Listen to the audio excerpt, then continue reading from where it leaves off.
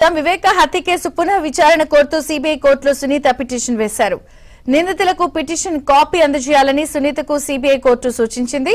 నిందితులకు petition copy ఇచ్చిన తర్వాత కోర్టును ఆశ్రయించాలని సిబిఐ న్యాయస్థానం ఆదేశించింది. వివరాలు మణికంఠ అందిస్తారు. మణికంఠ, విజయచంద్రిక మాజీ మంత్రి వివేక హత్య కేసులో కీలక పరిణామాలు చోటు చేసుకుంటున్నాయి. సుప్రీంకోర్టు ఇచ్చిన ఆదేశాల మేరకు వివేక హత్య కేసు పునః విచారణ కోరుతూ సిబిఐ కోర్టులో సునీత పిటిషన్ దాఖలు చేశారు. సుప్రీంకోర్టు ఆదేశాలతో ఈ పిటిషన్ దాఖలు చేసినట్లుగా తెలుస్తుంది.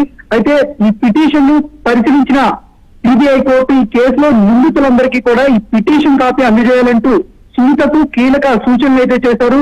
నిందితులతో పాటు సిబిఐ కూడా పిటిషన్ కాపీలు సిబిఐ కోర్టు కూడా అలాగే సిబిఐ కూడా ఈ పిటిషన్ కాపీలు అందజేయాలంటూ ఆదేశాలు అయితే జారీ చేశారు.